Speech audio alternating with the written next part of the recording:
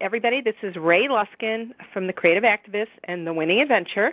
And today my guest is Melissa Heisler. She's a stress reduction expert, Type Me coach, speaker, and the author of From Type A to Type Me, How to Stop Doing Life and Start Living It. After 17 years in the corporate world, her own health was jeopardized, and she went into a search to figure out how to bring more ease and contentment to her life. And now she's committed to helping entrepreneurs and professionals improve their health, increase their mental clarity, and deal with difficult people, but finding peace and reducing stress at all levels. She is a contributor to the Huffington Post and the Washington Post Time Hack Project. Welcome, Melissa. Well, thank you so much for having me, Ray. Melissa and I met a couple of years ago at a networking event. It was for health professionals and people who were, also in the alternative field of health. And we met and we connected, and I love watching your growth and progress. And at that point, you had no book, and now you do. So you are really living the creative activist life. So I'd love for you to talk more about your journey, how you got to where you are today. Oh, goodness, that's a long story, but I'll try to make it short. You hinted at a little bit in the introduction where I spent over 17 years in corporate marketing, and at some point I had incredible pain, physical pain, digestive problems, reproductive problems, and I went to doctor after doctor, and all of my tests came out fine, and the doctor told me there was nothing wrong, and he would throw a prescription at me to see if that would help what I was feeling, and it never did. And after years of going through that process and thinking that I had some obscure disease, to the final Western doctor I had spoken to, and he looked at the chart and everything I had been through, and he looked at me and said, well, let's give you a hysterectomy. Maybe that will help. And the word maybe really terrified me. And I said goodbye to Western medicine and started to explore alternative means to get healthy, which was a whole new world for me. And I tried Reiki and acupuncture and a whole host of different things. And I would notice some relief here and there, but again, nobody could tell me what was wrong, and nobody could make me feel better. And so there was one day I was receiving a massage for the back pain that I had, and my massage therapist would always tell stories of going to Peru and working with a shaman. And it was kind of far out. It was kind of fun to listen to while I received a massage, but it was certainly nothing I was interested in. Until this one day where she told me the story of this shaman curing a man of cancer. And I said, if he can do that for cancer, he's got to be able to do something for me. And so I found myself flying 3,000 miles away to work with a shaman. And it was an amazing healing. There was an amazing mental, physical, emotional healing that happened there. But my real aha moment was coming back to the States. After 10 days in Peru, I felt wonderful. I felt 10 years younger. It was just incredible that all my symptoms were gone. And I land in Miami, and I pick up my luggage and go through customs and rush through the airport trying to find my connecting flight, and I start feeling the symptoms come back. And, of course, my first thought is, oh, wow, that didn't even work either. And then I said, well, wait a minute, it did work.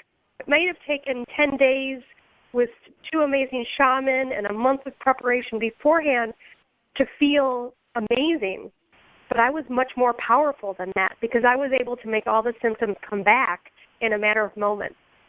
And that really started me on my exploration of self-empowerment and how I could feel like I did in Peru, but feel like it in the States.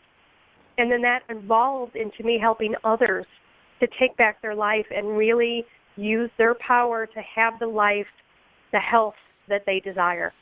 It is an amazing story. I mean, really. I mean, how many people are that desperate? And we are. I mean, I know for myself, I was in pain, and I tried every alternative thing I could think of, when it was healing from abuse and depression. And it's like, I mean, I went in deprivation tanks. I took Reiki. I tried all these alternative things. And I went to an anger lady, and I beat the shit out of out of a wall, but did all these things because the pain is so great.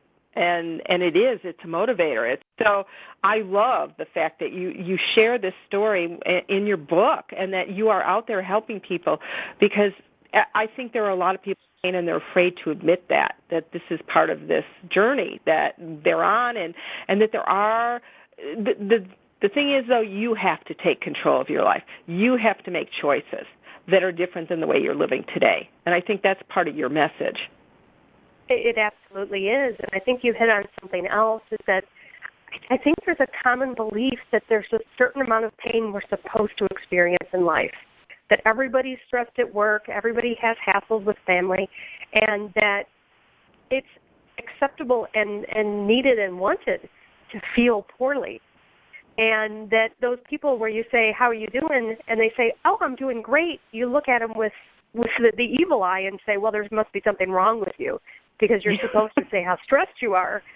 And so it's also kind of looking at what life is in this life that we've developed, and is it really serving us? Is it the life we want to experience?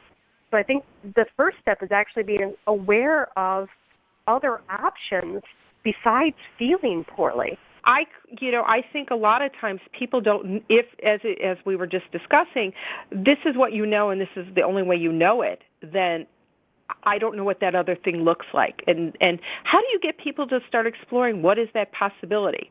What are some of the ways you've worked with people to say, it doesn't have to be this way? Well, and that was one of the goals for writing the book, From Type A to Type Me, How to Stop Doing Life and Start Living It, was to give people a really tactical way for them to do this exploration. And so the first step is really to become a detective of your life. I think we move from one thing to another. We wake up, we rush to get the kids to school, we show up late at work, and we go through our work day, and then we rush home and we do this and we do that, and we're doing our entire day, but we're not really in it. So the first step is to become aware of how you are throughout the day, and how does it feel to rush the kids to school? How do they feel when they're rushed to school? What is your enjoyment of your career? Are you passionate about it? Are you finding fulfillment in it, or is it nothing but headaches and ulcers? And so the first step is really to get rid of this idea that pain is normal, and to instead say, I want to be in charge of what I experience, and let me first be aware of what I'm experiencing, and then you can take the second step of how can I make it just a little bit better in this moment.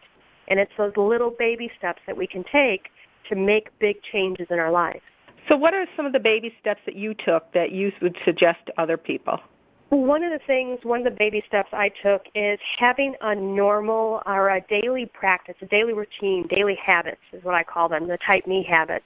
And they might be a little bit different for each person, but it's important to have a few moments every day to be in what I call the state of gray, which is being outside of the material world. It's really getting in touch with you, getting in touch with, if you believe in a higher power or spirit or energy, but getting outside of the routine, getting outside of the to-dos, and just being. Even if it's for 15 minutes every day, to touch in with, and this ties in with your work, but kind of tied in with that creative center. Creativity doesn't happen with the mind. It happens with the heart, and it happens with intuition. So the state of gray is a way to tap into that intuition, to that calm place, and use that as a centering tool every day to help us, and me specifically, which I need it especially when things get difficult, to have that touchstone of being centered in a state of gray and knowing that there's more to life than the to-dos that we see every day. And so how do you get into that state? What are some of the things that you do to get into that state? Personally, I use guided imagery. I think it's a great way to relax the mind. I'm still a recovering Type A, so I have a tendency to have a mind going 50 miles an hour. So being able to listen to something and go through the steps of the recording to help relax my body is very helpful. Another thing that I do personally and recommend to my clients is we're all driving around all day long these days. So when you're in your car, turn off the radio, turn off your cell phone, and just be one with the act of driving. So you can really be centered in doing only one thing. And then I guess the other tool that I use to get to the state of gray, I actually use solitaire because, again, I still have my type A mind, and sometimes it's hard for me to turn off. But solitaire is enough engagement for my logical mind to keep it busy without really having to think. And so it's a good distractor to allow me to slow down, be doing, but not be doing at 110%, if that makes sense. Oh, it does, and I love that. That's a really practical tool. That would not be it for me, solitaire, but it's like I know when I'm sitting at the airport, I play, find the word, so it's on a different eye, it's like at an angle or whatever, and that's that kind of mindless thing too. That will, when I'm at the airport, that's where I go. It's the only game I have on my cell phone actually. So find the word. A great activity for your creative activist is to color. Get the box of crayons out and color a mandala or color by numbers so you don't have to think. And right. Just being that act of creating, it can really get you in that space as well. Oh, I totally agree. And I suggest everybody at work has a coloring book at their desk, with a box of crayons. And when you get into that stress state, if you spend 10 minutes, it's like, wow, I let go. And there's this whole other ability to see the problem. And one of the tips I give people is, okay, so whatever page you're coloring in your coloring book, see how that metaphor or that image would apply to whatever problem you've been dealing with. So sort of, when you get to that next level, it sort of opens you up to new ideas. So I got into this pirate coloring book for a while during Creativity and Innovation Week. And so it's like, okay, so how would a pirate handle this situation? They'd be walking the plank and diving deep into this. And that's a cool metaphor. I can use that, and so whatever. So I get that. So thank you. I'd like to also talk about. There's two things that you've been doing that I find amazing. That you and your husband are making a major move, and that again to support that lifestyle. And I don't know if you're willing to share that with people and talk about going after your dreams and how important that is. And that's part of this journey. It is definitely part of this journey, and it's the willingness to take a risk. My husband and I, we got into a rut, I guess. We were trying to live the life that we see everybody else around us living. And it doesn't mean keeping up with the Joneses, but it's that expectation that, one goes to college and then they get a job and they're in the job for 40 years and then they get the gold watch and they retire and then they're in healthcare for 20 years. And that just wasn't the sequence we wanted to go through. And so we've had an amazing opportunity that came up to us, and we are planning a move to Mexico. And the big risk of it is that we are selling pretty much everything we own. We're leaving what we know, and we are going to explore a new culture and a new way of living. And really, again, it comes back to that experience. The life we want to experience is not available in our day-to-day living right now. And so we're really looking for a different place, a different way of life that's better suited for us. So it's a very exciting and crazy, and I'm not going to say scary, but it's definitely, making a big move like that is activates a lot of old thought patterns.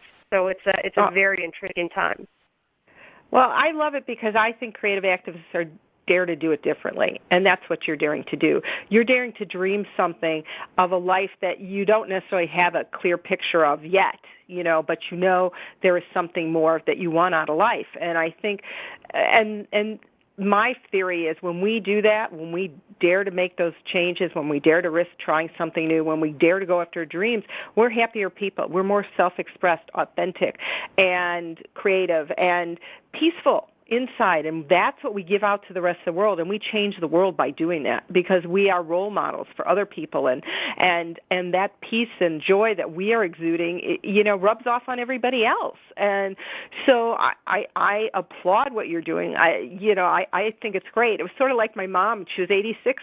She's 86 now, and 4 years ago she said, "I'm leaving Chicago. Never lived anywhere else in her life. I'm moving to Arizona. My girlfriend lives out there, and I'm sick of winter." And she did it. And she was sick, and she moved out anyway, and she made friends, and I was like, wow, you're my hero, Mom. I love it. So I totally appreciate what you're doing. It's going after a dream. As you were talking, the image that really came up was that, we always think about going after a dream and taking risks, but in fact, what happens is we're not holding ourselves back. I think a lot of times it's not about reaching for our goals or becoming the person we're meant to be. It's actually, are we holding ourselves back? Are we keeping ourselves restrained from not being truthful in who we are? And so there's some kind of comfort that we get in staying in this life that society or our family has created or that we think is safe. But it's actually, that can cause more pain and illness and stress than the quote-unquote risk of becoming what we're meant to be. And so I don't know if I'm explaining myself well, but it's a very interesting switch. Yeah, and I, it's funny. I hadn't thought about this in a while but as we're daring to live differently, I quit college as a senior. Now I went back and got my degrees and all that stuff, but the thought, all my friends looking at me, what do you mean you quit college? I said I was depressed, I was miserable, I wasn't getting anything out of it, and I said I need to find myself, and I needed to go into therapy and do all these things, and the gifts of that, but that's being honest to and true to yourself. And so many of us are so worried about what other people think, whether it's family members, society, the people at work, and we disempower ourselves every time we give that away when we do that. And I think that there's such a gift in honoring that time and space and going after those dreams. And it doesn't matter what your age or your lifestyle or anything. If we make those choices that are empowering us, I just think we are a better society of givers and collaborators and all those kind of things. So I love it. Instead of staying safe, we always think we want to be secure and we're afraid, and it's just so much easier to hide on our couch and watch TV versus really fully expressing our life and expressing who we are. I love the way you said that. That's beautiful. I want to switch gears slightly because I know you from another perspective as well as somebody who's been a theater major and actively involved in trying to create a community around theater. And would you like to share what's been going on with that over the last year? Absolutely. I actually reunited with an old college friend who has an incredible vision to create a nonprofit to help women in the arts. So the Artemis Foundation will provide both artist classes, so helping them hone their abilities, whether it's technical direction or acting or dance, so to help them hone their skills, but then also to work on them as an individual and to give them tools so they can have that self-confidence. They're willing to take risks. They're willing to stand out there. And the real goal is to empower women in the arts. I think that women both in leadership roles and how they're portrayed in the media and the arts and the roles available to women of a certain age, all of these things are issues. And I think it's time for our arts to represent what the ideal world should be. And I know there's a lot of information going on now about, women are half the population, but they're not half the income and they're not half the power. And I think it's time to really raise women up to a new level. And it's one of those things where art reflects life and life reflects art. And so it's by empowering women in the arts, we can also change how women are viewed in the world. And so where are you in, and what are some of the challenges you're facing as you're going through this process? Because I think it's fascinating for people to know how you take an idea, just a conversation with somebody, to an actual, conversion into a real project. So if you could talk about some of that, what you've gone through and how it's evolved. Yeah, there's the whole business of a nonprofit, so learning about a 501c and all that. And what we've decided to do for our business foundation is there's a fabulous company out there called Fractured Atlas, and they will be a 501c sponsor, fiscal sponsor. So it's one of those catch-22s that individuals do not want to give donations for a company that is not set up yet, but you can't set up a company without funding. And so by being under the Fractured Atlas umbrella, that helps us do that first hurdle so that we can start bringing money into the organization so that we can start executing the plans that we have. And then I guess our next hurdle is we have all of these incredible ideas, and it's trying to find the ones that we can execute quickly, economically, affect as many people as we can so that we can draw more interest in it. So it's going to be, again, baby steps, I think is the way that it needs to go, and starting to put together some workshops and possibly some shows that we would help support some new works by women that can be in some of the festivals next year. So there's a lot going on, but it's one of those things where I'm sure as artists you all know there's an incubation period. And so there's a lot of ideas floating around. There's a lot of opportunities coming up, but we're still in that mucky goo right. before we can actually get something tangible. Well, and I love the fact that that's where you are, because everybody, I mean, how many of us think that we want a foundation, we want an organization, and sometimes, there are a lot of steps and a lot of pieces of it, and sometimes it's okay not to, that you can actually find somebody else who's supporting and doing what you're doing and use your gifts and talents with them. It doesn't mean you have to, but what I found interesting when we started to talk, there was no National Women's Theater Company. They were around the world, but not here. And the United States is rich with theater, and it just sort of boggled my mind that was not happening here. And so I think that it's something, its time has come, and that you are willing to share, too, that there are challenges. And I think that's what we all need to hear, and we all make decisions on where we're going to be in the spectrum, because I think from when you want to make a difference, what you do matters, there's a whole spectrum of things that you can do to be a creative activist, whether it's investing time, money, talents, resources, just helping somebody else publicize something, or, being a stagehand, whatever it is. So I think this theater company also offers that opportunity for people to see where they could help. So thank you for sharing that. Yeah, my pleasure. And I think it's so important for people to know that there's so many stories going around about overnight successes and having the 4-hour work week and all this other stuff. And it's discouraging, I think, for a lot of people, because if something doesn't happen immediately, then they go, oh, it's wrong, or I'm bad, or I've fallen. And in fact, that's the way, if you look at the world, if you look at the environment, unless there's a big earthquake or a volcano that goes off, everything in nature moves pretty slowly. From birth to death, it takes its time. And so it's the same thing with a new project or a new company, it's not immediate. You don't turn the light switch and everything's set up. There is a process, and kind of hold fast and hold true that it's going to work out, that it's going to happen, because, don't let the little setbacks hold you back. It's all part of the process.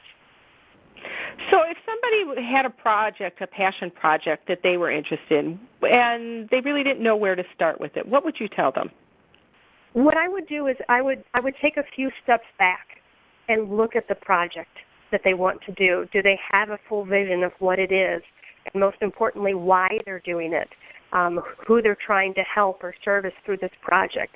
So really find the heart of the project, and not the details, but the full view of what it is that you hope to accomplish. And then there's a fun little game that you can play to help you figure out the steps to make it happen. So the illustration I'll give is, if your dream was to move to Paris, going from Chicago to Paris might seem overwhelming. But if you start with Paris and say, okay, if I want to live in Paris, what's the first thing I need to do before that happens? Well, it's finding an apartment. And what needs to happen before that? Oh, well, it's maybe buy an airplane ticket to get to Paris. And what do I need to do before that? Well, maybe I need to find a job there. What do I need to do before then? I need to learn French. And so take your big goal and work backwards to find out what the route is to get there. I think a lot of times it becomes overwhelming if we try to do it the other way around and say, I'm here in Chicago, how the heck do I get to Paris? That seems overwhelming, but it's easier to work backwards, and it gives you a lot more motivation, too. Yeah, I mean, the way I work is I always have like a big vision, and I work backward. I reverse engineer from that vision. So, I'm going to be having this conference. I was going to be a conference, and you have to allow for change. I was going to have this big creative activist summit, and as I was looking at my vision and things, and it came to me, no, I need to have a creative activist retreat, and I'm going to have it at Catalyst Ranch, which is a fun, delightful place, and the energy in the room, and I created this whole vision of what it was going to be like from the beginning of the day to, who's going to be in the room and the excitement and what it was going to feel like. And then I, again, reversed engineered. Okay, so what do I need to get that? Where do I need to go? Oh, I need this, I need the contract here. I need the sales sheet. I need, PR. I need whatever it is. But, yeah, I totally get what you're saying, and that's how I talk about things. And I believe wholeheartedly in the idea of creating a vision, because that's what will sustain you. If there is the energy of knowing who you're serving, how you're making a difference, what the expectations are of the impact and influence you're going to have on any project, if you can hold on to that during the challenges, and everybody has challenges and they'll come up in different ways, then you can sustain that vision and you will allow yourself to go forward. So I love that.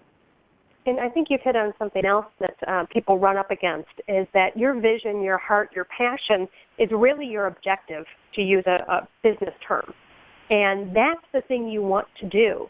Now, the strategies to get to your objectives, so for your example, you wanted to have the Creative Activist Summit was one of your strategies. Right. But what you realized, I'm guessing, is that it didn't match your overall objective at this time. And so you changed your strategy to be a retreat versus a summit. And not to see that as a loss or a failure, but to see it as this is the best way to achieve my overall objective. And the strategies and the tactics will always be fluid, they'll always be changing, but keep your eye on that prize, keep your eye on that big vision, and that will make sure that your course is steered correctly. And sometimes when things don't work out for us, and I don't know your story, but, if you try to get a place for the summit and it wasn't working or this wasn't working, when those obstacles come up, maybe it's time to shift your strategy so that you can obtain your objective. Right. Totally. And there were little things that came up exactly about the space that I expected, about support from this, organization, all these things. And, I opened myself up and said, okay, universe, and I do believe in the universe providing what is necessary. And I was given these gifts. Oh, I was asked to speak at another organization. Oh, they are thrilled to have me and to partner with me. And so, worked out perfectly. And then I actually had a conversation with another one. And, so I was open to the process, and I think that's it. You have to be open. And as you said, if you have that core objective, if you know what it is in your heart that you're there to do, if you're there to empower people, if you're there to, open up the idea that we're all creative and and everybody has a vision and we all need to hear your vision and see it in the world and whatever that, and it all looks different, it's okay. And so I love how you said that. So thank you for sharing that. My pleasure. I would love for, I wish we could continue this, but we're running out of time. So I'd love people to know how they can get a hold of you, Melissa, and where they can find your book. Well, probably the best way, they can go to FromTypeA2TypeMe.com. And while they're there, they can download a free chapter of my book. And they can also learn more about the services that I offer. And I have a blog there, hopefully giving inspiration and support as people go through their lives. So from TypeA2TypeMe.com. Thank you so much. Okay, I have one question for you, which I found. What is the Hack Project? I have to ask. That was just like an interesting title. The Time Hack Project? Yes. Uh-huh. That is a fabulous. was started by Bridget Schulte from the Washington Post, and she wrote a wonderful book about work-life balance, or the lack thereof, that we have in our world today. And so she started a program through the Washington Post where people can sign up to be part of the Time Hack Project. And I'm one of the coaches that work with these individuals, and we work for 21 days to work through a specific issue they're having with time management or stress, or trying to achieve their goals and dreams, but they're not sure where to start, or they're at a stuck point. And so the individuals will work with a coach, and then it becomes a wonderful article to share with others to help inspire them to take back their time and to achieve their dreams. I love it. So thank you. And you can find Melissa in a lot of different places. She's also a contributor to the Huffington Post. So thank you, Melissa. And this is Ray Luskin of the Creative Activists and the Winning Adventure. Have a great day.